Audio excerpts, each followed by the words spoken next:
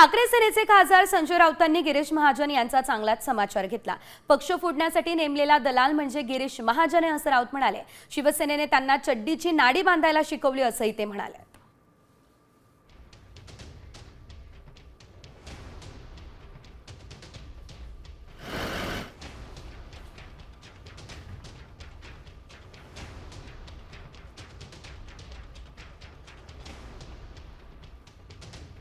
हातात पोलीस आहेत, पैसे आहेत प्रचंड, टेंडरबाजीतून खंडणीतून, आणि त्या ताकदीवर लोकांना धमक्या देऊन पक्ष फोडायचे। आणि त्यासाठी जे दलाल नेमलेले आहेत भाजपने, त्यातले एक दलाल म्हणजे गिरीश महाजन पक्ष फोडणे। मला त्यांच्याविषयी का फार बोलावं असं वाटत नाही।